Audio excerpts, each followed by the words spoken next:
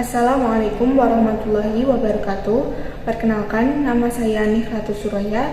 Saya mahasiswi dari S1 Kebidanan tingkat 1 Universitas Muhammadiyah Kudus. Di sini saya akan mempraktikkan video tentang pendidikan kesehatan reproduksi remaja wanita.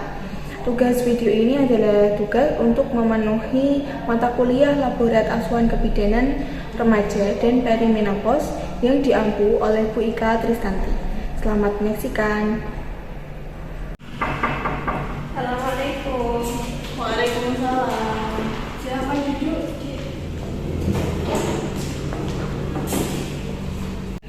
Perkenalkan, nama saya Bidanikla dengan adik siapa? Kalista. Adik Kalista. Baik, saya catat data dirinya terlebih dahulu ya. Nama lengkapnya siapa ya, Dek? Kalista Firania. Kalista Firania. Umurnya berapa? 15 tahun. 15 tahun. Alamatnya di mana? Rambatan Lor. Ada nomor handphonenya yang bisa saya hubungi berapa? 85 95. Iya, baik. Data dirinya sudah saya catat semua ya.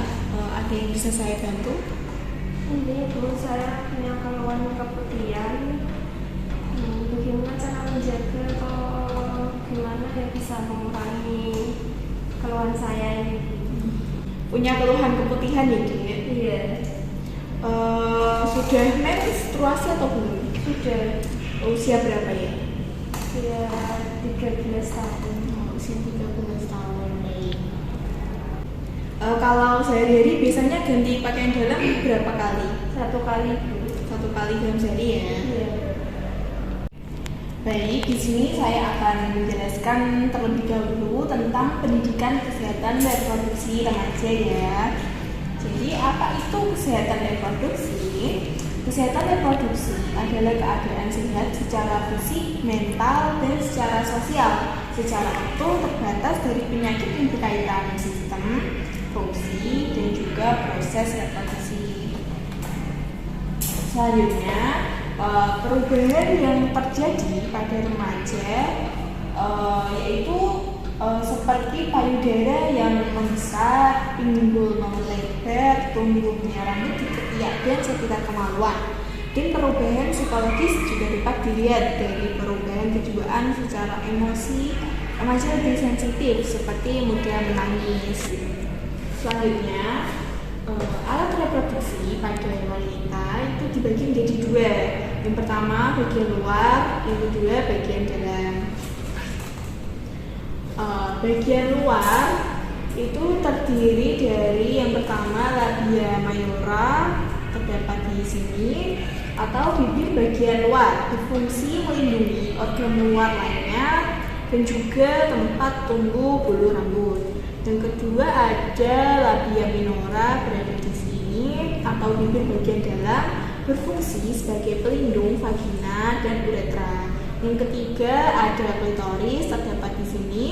Klitoris merupakan tonjolan kecil dan sensitif yang berfungsi menjadi salah satu titik rangsang wanita saat berhubungan intim. Dan yang terakhir yaitu lubang vagina yang berada di sini. Selanjutnya ada bagian dalam. Yang pertama ada vagina yang berada di sini, yaitu saluran yang menghubungkan serviks dengan bagian luar tubuh.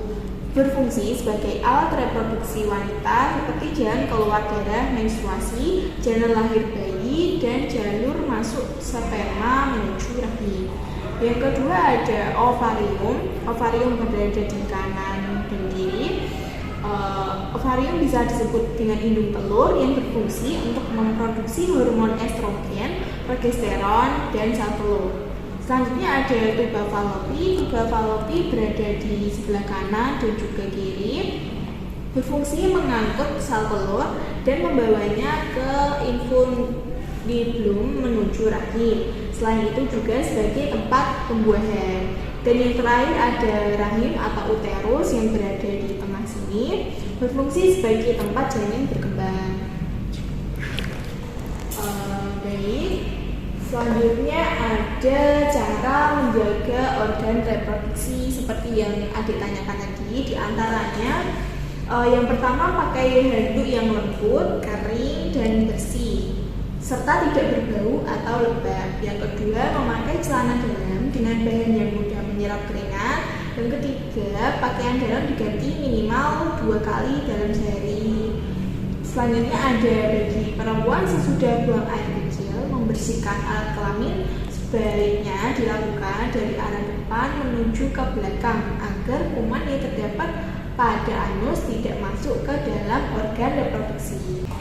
Baik, selanjutnya yaitu saya akan menjelaskan tentang apa itu kehamilan remaja karena adik sudah memasuki fase remaja ya. Kehamilan remaja adalah kehamilan yang terjadi pada usia remaja kurang dari 20 tahun.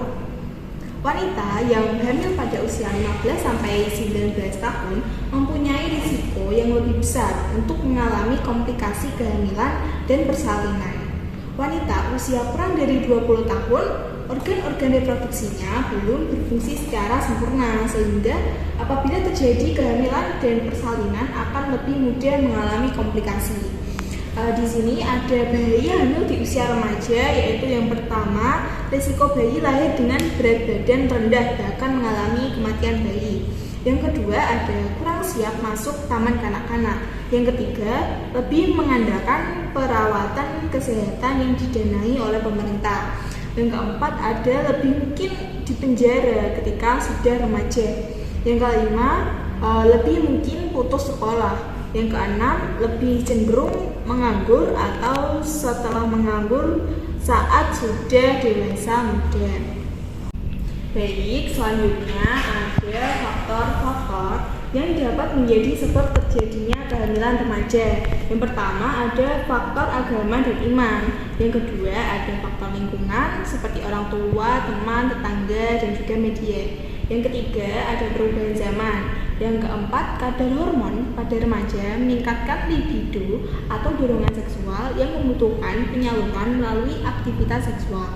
Yang kelima, semakin cepatnya usia pubertas, sedangkan pernikahan semakin tertunda akibat tuntutan kehidupan. Yang keenam, adanya tren baru dalam berpacaran di kalangan remaja. Yang ketujuh, faktor dari diri individu. Yang kedelapan, usia menikah. Yang kesembilan, usia pertama melakukan hubungan seksual. Yang kesepuluh, faktor ekonomi. Dan yang kesebelas, faktor pendidikan. Baik, jadi seperti itu ya Dek. Apakah Dek Asta sudah paham apa yang saya sampaikan? Sudah Bu. Apa ada yang ingin ditanyakan tentang mengenai yang sudah saya sampaikan tadi? Belum, masih udah paham. Oke, sudah paham ya. Baik, karena Dek Asta sudah paham apa yang sudah saya sampaikan, jadi saya akan bertanya sedikit ya mengenai keluhan yang Mbak Kalista rasakan adalah keputihan. Jadi apa yang Mbak Kalista lakukan untuk mengurangi dan mengatasi masalah tersebut seperti yang sudah saya jelaskan tadi? Saya itu ganti celana dalam terus sehari 2 kali, terus memakai celana dalam yang menyerap keringat. Baik, jadi Dek Asta sudah paham betul ya tentang yang sudah saya sampaikan. Kalau begitu, jika nanti ada keluhan lain atau ada hal yang ingin ditanyakan, bisa datang kembali ke sini ya. Iya, baik. Terima kasih Bu, saya izin pamit dulu ya. Iya, sama-sama, hati-hati di jalan. Assalamualaikum.